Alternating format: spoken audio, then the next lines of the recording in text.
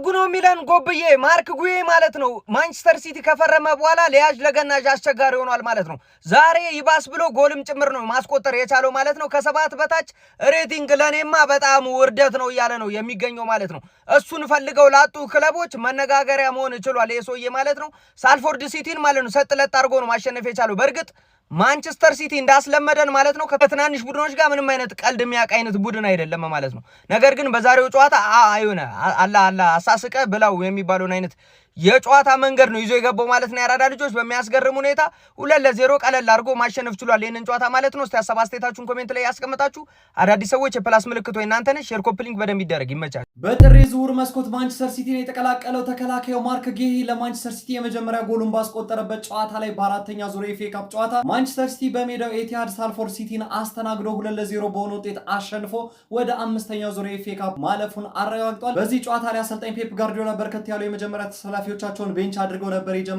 ነገር ግን ሳልፎርድ ሲቲን ከሙሉ የጨዋታ ብልጫ ጋር 2-0 ማሸነፍ ችሏል። በጨዋታው ላይ ለማንቸስተር ሲቲዎች ጎሎችን ያስቆጠሩት ዶሪንግተን በራሱ መረብ ላይ 6ኛው ደቂቃ ላይ ማስቆጠር ሲችል እንደዚሁም አዲሱ ፈራሚ ማርክ ጌሂ ደግሞ 81ኛው ደቂቃ ላይ ተቀይሮ ገብቶ እንግዲህ ጎሉን ለማንቸስተር ሲቲ የመጀመሪያ ጎሉንም እንደዚሁ ማስቆጠር ችሏል። ለማንኛውም ስለ ሲቲ የምሽቱ ድል ምን ትላላችሁ? ሀሳባችሁን ኮሜንት ሴክሽን ላይ አጋሩ። ሜዳ ስፖርትን ፎሎ ማድረግ እንዳትረሱ። ፈለው ደመላው ይላል። አንተ ሳንፎርድ የሚሉት ቲም ለካ የግርሚስቢ ሰፈር ልጅ ነው አላሉ። ከግርሚስቢ አብሮ አደግ ነው አላሉ። ግርሚስቢ ጋር በጣም ደብሊው ውለታን እንግዲህ በፕሪሚየር ሊግ መልሳለሁ። ግን ጉይ የሚባለው ተከላካይ ማለት ምንድነው? በሃያ ነው የመጣው። እውነት አመረራችሁ በሃያ ነው እንዴት አባቱ ነው የሚችለው አንተ? ኧረ ፈዳው በቃ ዘንድሮ ዋንጫውን በተሻል በቃ ወያለው አይደብረውም። በቃ የማይተሻቦ እኔ ፕሪሚየር ሊጉን ወሰድ ነው ያልኩ። ፈላ እንዳትሳሳት ፕሪሚየር ሊጉን ብላ ነው እንጂ ያልኩ ኤፍ ኤ ካፕ ላይ ተጠጋ ቻምፒየንስ ሊግ ላይ ተጠጋ አላልኩ። ፕሪሚየር ሊግ ላይ እንስማማ ያልኩ ገባረ። ታው ኩዮቿ ላይ እንግዲህ በርትታለች። አሁንም የሰፈሯ ልጅ ኩዮን ወስዳ ለጠፈቻት። ይመቻችሁ 2-0 ያው ሳይታለም የተፈታ ነገር ነው። እንደምታሸንፉ ማርክ ጉዬም ጎል አስቆጥሯል። ሊቨርፑልን አመለጠን። ማርክ ጉዬ አመለጠን። በዚህ ልጅ ታግዘው እኔ 3-4 ዋንጫ እንዳይሰበስቡ ፈራለሁ። ማን ሲቲ ለአራት ዋንጫ ሊጫወቱ ይችላሉ እነዚህ ሰዎች። ምክንያቱም ማርክ ጉዬ መጥቶ ስክት አለ። በቃ ስክት ምንም መላመድ አያስፈልግም ምናምን። ሴሜኒዮ መጥቶ ስክት አለ። አሁን እነ ራይንደርስ እና እነ ቼርኪ ክሊክ እስኪያደርጉ ነው ጋይስ። ይገባችኋል? አምናገረው ክሊክ እስኪያደርጉ ነው። እነ ጎንዛሌዝ ምናምን ክሊክ እስኪያደርጉ ነው። ከዛ በኋላ እንደ አባቴ እነ ማርሞሽ እኮ ትንሽ ብቃታቸውን እስኪመልሱ ነው ያላችሁ። ቡድን እኮ ቡድን አይደለም፣ ያስፈራል እኮ የሲቲ ቡድን። እና እኔ ፕሪሚየር ሊጉን ነው ብላ ያልኩ ኤፍ ኤ ካፕና ለወንድም ጥላተው አባቴ ለትግል ጓድተው። አረ ማርክ ጉዬ ጀማአው ይሄ ልጅ በመከላከል ጥበቡ አድንቀነው ሳንጨርስ ማለት ነው። እነሆ ዛሬ ደግሞ በኤፍ ኤ ካፕ ጨዋታ ላይ ጎል በማስቆጠር መጣለን። ማንዬ እዚህ ቤት እኮ ችግር ተፈጥሯል ጀማው። እዚህ ቤት የሆነ ችግር ተፈጥሯል። ተጫዋቾቹ ያለ ልክ እየተነቃቁ ይገኛሉ ጀማው። ያለ ልክ ማለት ነው። ጉድሽና ያለው ለማንኛውም ጀማው ማርክ ጉዬ በማንቸስተር ሲቲ ቤት የመጀመሪያ ጎሉን ማስቆጠር ችሏል ጀማው። ደስታው ራሱ ደስታ ነበር ማለት ፈነጨ። ካንተ በፊት እኮ የዚህ ቤት የገባው ሴሜኒዮ የሚሉት እኮ አጥቂ ሆኗል። አንተ ምንድነው እንደዚህ የሚያስፈነጭ? ማን አጥቂ ሆኖ ለሌለ እንደ ይሄን ጎል ወስዶ ይሏል። እሱን እንኳን እንጂ ምን አይነት ሰው። ለማንኛውም ጀምአው ሲቲ በኤፍ ኤ ካፕ እንግዲህ ጨዋታ 2-0 እንግዲህ በማሸነፍ ወደ ቀጣዩ ዙር ማለፍ ችሏል ማለት ነው። ጀሞ በነገራችን ላይ ያው ፈጣሪን ፈርቶ ነው። ባለፈው 10 አግብቶ አይደለ ያሸነፈው፣ ተጸጽቶ ነው መሰለኝ ዛሬ ብዙ ጎል አላገባም። ቀስ ብሎ ነው ጨዋታውን እንግዲህ አሸንፈው መውጣት የቻሉት። እንደዚህ አይቻልም 10 ማግባት ምናምን ተብሏሉ መሰለኝ። ማንኛውም መቻቹ ሲቲ ፋንስ። እሺ ሲቲዝንስ ሲቲያችን 2-0 ሳልፎርድ ሲቲን የሚባል ቡድን በሜዳው 2-0 አሸንፏል። አክቹሊ ዛሬ ጨዋታ አላየሁም፣ ይገርማችኋል። ሌላ ቦታ ነበርኩኝ። አሁን የገባሁት እንደዚህ ያልጠበኩም። እኔ እቺን ደግሞ ስንት ለስንት ነው የምናጋያት 5-6 ምናምን ጠብቄ ነበረ። ጭራሽ ፈርስት ሃፍ 1-0 በኦን ጎል ብቻ ነው እየመራን ይወጣ ነው አሉ። ገርሞኝ ነበረ። ማርክ ጌሂ ለማንኛውም ባለቀ ሰዓት ጉይ ባስቆጠረው ጎል እንግዲህ 2-0 አድርገን ወተናል። ምን አይነት ፈራሚ እንደሆነ እያሳየ ይገኛል። እኔ ባይዜ ሳልፎርድ ሲቲ ባለፈው 8-0 አሸንፈናል። የዛሬ አመት ተገናኝተን እንዲሁ ኤፍ ኤ ካፕ ላይ እና ባለፈው ደግሞ 10-1 ነው ምናን ካሸነፍን በኋላ ዛሬም ደግመን እናጋያቸዋለን የሚል ተስፋ ነበረኝ። ኤኒዌይ ዋናው ማሸነፉ ነው። አያገባንም። እኛ ለአራት ዋንጫ እየተጫወትን አይደለም ወይ? እኛ እኮ ስለ ዋንጫ እዚህ ይሄንን ላይ ያለን ይሄ ላይ ያለን አንልም። ወረኞች አይደለንም። ስንበላ ነው እኛ የምናሳየው። አርሲ ግን እንትን ላይ አንደኛ፣ ቻምፒየንስ ሊግ ላይ አንደኛና ፕሪሚየር ሊግ ላይ አንደኛ ስላለች አራቱም ተጽፎላታል ማለት ነው። which is going to be their biggest achievement ማለት ነው። በዚህ ሲዝን ዋንጫውን ሳይሆን ያቺ ነገር መወራቷ ትልቁ አቺቭመንታቸው ይሆናል። ሲቲ አሸንፎ ራሱ አርሰናልን እየነቆርኩ ነው። ይመቻችሁ። ለማንኛውም ፋይናል ዘንድሮ ብዙ ነገር ላይ ነው የምንገናኘው። ካራቦ ላይ ጥልሻለሁ፣ ፕሪሚየር ሊግ ላይ እለጥፍሻለሁ፣ ኤፍ ኤ ካፕ ላይ ከደረስሽ እለጥፍሻለሁ። ማንቸስተር ሲቲ ሳልፎርድ ሲቲን በሜዳው አስተናግዶ በኤፍ ኤ ካፕ 2-0 አሸንፏል። ጉሄ ባለቀ ሰዓት ባገባ ጎል ማለት ነው። የመጀመሪያው ኦን ጎል ነበር። እንዴት ደስ እንዳለኝ ማለት ነው። ለዚህኛውም ለዋንጫ ብንደርስ እፈለው ለዋንጫ ብንደርስ ዘንድሮማ ይለይልናል። የፕሪሚየር ሊግ ለዋንጫ፣ ካራባው ካፕ ለዋንጫ፣ ኤፍ ኤ ካፕ ለዋንጫ፣ ከዛ ደግሞ ቻምፒየንስ ሊግ ላይም ደግሞ የመገናኘት እድላችን ከፍተኛ ነው። ዘንድሮ ይለይልናል ነው ይለይልናል። ለአራት ዋንጫ እየጨዋታችሁ ነው እናንተም ማለት ነው። የአርሴ ደጋፊ ይሄን ምክር አዳምጠኝ። ሲቲዎች አራቱም ዋንጫ ላይ ልክ እንደኛ አሉ። አንደኛ ምናምን ነገር አይነት ቫይብ እንደኛ ይሆናል። ፖስተር ምናምን ነገር ባይሰራላቸውም አራቱም ላይ አሉ። ግን ደጋፊው አራት ዋንጫ እንበላለን አለ አላለም።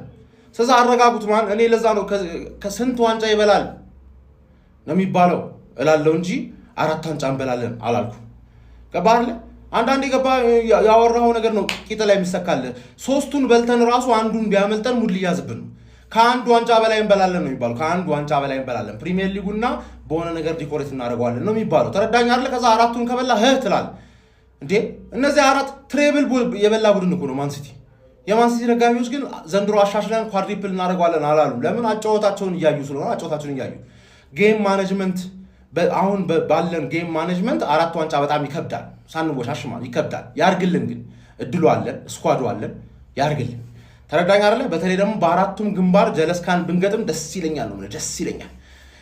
ትዳከሚያለሽ እንደኔ የሮጥሽ ትዳከሚያለሽ። በአራት ግንባር ነው የምትዋጊው። በአራት ግንባር ማለት ነው። ፈልግሻለሁ ፈለው። ኮንግራቹሌሽን ሳልፎርድ ሲቲ ቢያንስ ሲቲ ነው። ታውን አለ ታውን ያስቀየማቸውም አሉ። ይሄ ሲቲ ነው ትችላላችሁ።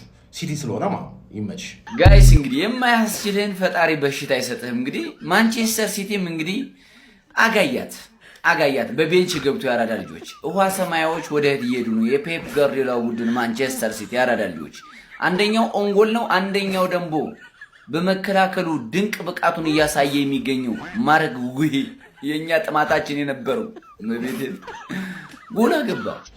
ያራዳ ልጅ እዛ ቤት ምን እየተፈጠረ ነው? ሰላዮች ራሳችሁ በየቦታችሁ በየአካባቢያችሁ መሰለይ ያለባችሁ። እኔ ምንም አይመለከተኝም። እኔ ዘንድሮ የለሁበትም እና የሲቲ ደጋፊዎች ኮንግራ ኤፍ ኤ ካፕ ወደ ሌላኛው ዙር አልፋችኋል። የአራዳ ልጅ ጉሂ አግብቷል። በቤንች ነው የገባ። በቤንች መልካም ቫለንታይን ዴይ ነው ያለ ፔፕ ጋርዲዮላ። ስለዚህ እንግዲህ አርሰናልና ሲቲ ከካራቦ ካፕ ውጪ ሌላ ፋይናል ሊገናኙ ነው። ኤፍ ኤ ካፕ ማለት ነው። ከነሱ የተሻለ ቲም የለም። ሲቲ ዛሬ ይሄን የቀበሌ ክለብ 2-0 አሸንፎታል ማለት ነው። ድብድብ ቅጥቅጥ ነው ያረጋችሁ። ድብድብ አይችሉም እነዛ ምንም አይችሉ። እኔ ተሰብስቤ ከዚህ ከሰፈር ልጅ ይዤ ቤት አሸንፋቸዋለሁ ማለት ነው። ግን ሲቲ 2 ማግባቱ አናዶኛል በጣም ማለት ነው። ትንሽ ደካማ ክለብ መሆኑ ያሳያል እና ለፕሪሚየር ሊግ የሚፎካከረን ይሄ ቲም ነው። እኔ እንኳን በቃ እንደውም ይደብር ነበር ባንጥል ባለፈው ይደብር ነበር ማለት ነው። ትንሽ ፕሪሚየር ሊጉ እንዲያምር ለምን ሲቲ በዚህ አቋም ጭራሽ ነው የማይደርስብን ማለት ነው። ብቻ ፋይናል መገናኘታችን ግን የማይቀር ነው። ከሌሎቹ ክለቦች ይሻላል። ግን ዋንጫው የሚበለው ይሄ ክለብ ነው ማለት ነው። ኤፍ ኤ ካፑንም ካራቦ ካፑንም ፕሪሚየር ሊጉንም የሲቲ ደጋፊዎች እስከ ፋይናል ድረስ መደሰት ትችላላችሁ ማለት ነው። ወሳህለን አቤት ዛሬ ጉሂ ማገባ ለጠለጥ ናቸው እኮ ግን 2-0 ነው። እነኝን 10 ነበር ማግባት የነበረበት። እነኝን 10 ነበር 2 ስለሆነ በጣም ደብሮኛል። ለማንኛውም አልፈናል። አሁንም ፋይናል ከአርሰናል ጋር ነው ፋይት የምንፈልገው። ጉሂ የሚባል ሰውዬ ይሄ ፕሌይስቴሽን የመሰለ ሰውዬ ያለ ሽንፈት አናቅም። በቃ ቻው ቸልሲ። ማንቸስተር ሲቲ ሳልፎርድ ሲቲ በሜዳው አስተናግዶ 2-0 በሆነ ውጤት አሸንፏል። እኔ የሲቲ ማሸነፍ አለም እዚህ የገረመኝ ያው ኖርማል ነው። ኤፍ ኤ ካፕ ስለሆነ ብዙም ከባድ ጨዋታ አይደለም። ግን ማርክ ጉሂ የሚባል ተጫዋች ማለት ነው ማንቸስተር ሲቲ ከመጣ በኋላ ነገሮች ተቀያይረዋል። ሲቲ ቤት ማለት ነው በጣም ተቀያይረዋል እና አንቶኒዮ ሴሜዮና ጉሂ ከመጡ በኋላ ማንቸስተር ሲቲ በጣም የሚገርም ግስጋሴ ላይ ነው የሚገኘው። እኔም በጣም ሰጋውኝ ይሄ ልጅ ከመጣ በኋላ የሚገርም አቋሙን እያሳየለው ሲቲ ቤት ማለት ነው። እስኪ አንዳንዴ የታያችሁ ሰዎች እስቲ ኮሜንት ላይ አሳውቁኝ። ለማንኛውም ማለት ነው ምን ያህል በክለቤ እንደምተማመን ማለት ማወቅ ከፈለግ ገብተህ ማለት አስቀድሜ የሰራሁልህ ቪዲዮ አለ ማለት እሱን ሄደህ ማየት ትችላለህ። ሌላኛው ደግሞ ማለት በዚህ ጨዋታ ላይ ማለት አትፎክሩ ምናምን ሳልፎርድ ነው ምናምን አትበል።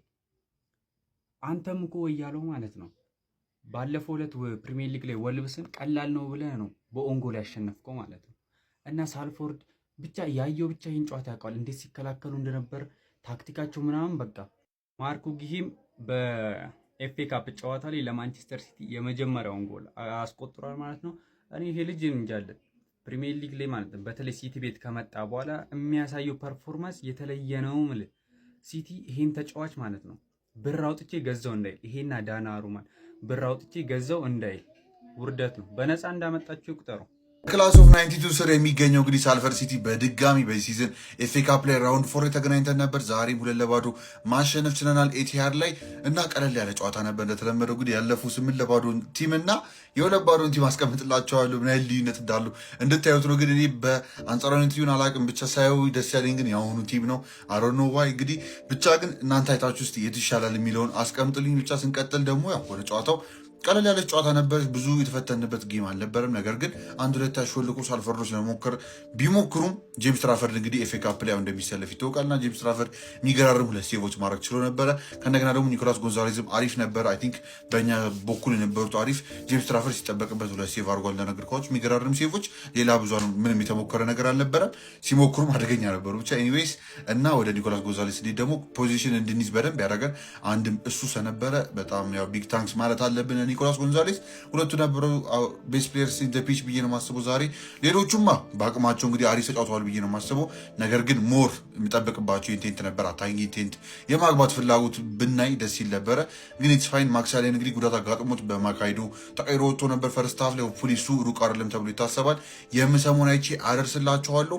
አሪፍ ጎል ተሽሮብን ነበር ፈርስት ሃፍ ላይ። ምናልባት ኦፍሳይድ ያልነበረ ኳስ ነው። ሪፕሌይ ሲታይ እንግዲህ ኦማር ማርሙሽ አሪፍ ጎል አስቆጥሮ ነበር። ነገር ግን እሱ መሻራቸው ሜቢ ትንሽ ጨዋታውን ፕሌያችንን ኢምፓክት አድርጎታል ብዬ አስባለሁ። ሞር ወደ ጎል ኢንቴንት ራሱ ከዛ በኋላ አልነበረም የሚባል ነገር ማንሳት እንችላለን። ግን ያው ብዙ ቻንስም የፈጠርንበት ጌም ነው ብዬ አላስብም። ከፊት ለፊት ቻንሶች ነበሩን ኦፍኮርስ። ግን ሳልፈርዶች ያው 8-0 ተከትለው ጥቅጥቅ ብለው በስርዓት የተከላከሉበት ጌም ነበር። የእነሱ ክሬዲት መውሰድ አልፈልግም። ነገር ግን እኛ ሞር አታኪንግ ኢንቴንት አሳይተን ያው ሌሎቹ ታዳጊዎቻችን ምናምን ቢያገቡ ለኮንፊደንስ ይጠቅም ነበር በሚለው ነው። እነማካሄዱ ቢያገቡ ደስ ይለኝ ነበረ። ኤኒሃው ግን እነማርሙሽም አግብተው ቢጠቀሙበት አሪፍ ቻንስ ነበር። ግን ኢትስ ፋይን። 2-0 ማሸነፋቸው ዋናው አሸነፈ መውጣታችን በአጠቃላይ 2-0 ና መሆኑ አይደለም አሸነፈ መውጣታችን ነው። ምንም አይነት ቲም ቢሆን እኛው ያው ወደ ፊፍዝ ራውንድ የምናልፍ ይሆናል። ሌሎችም ቲሞች እንግዲህ አይተን የምንመለስ ይሆናል። ቀጣይ እስከነገናኝ ድረስ የተለመደው ይመቻል።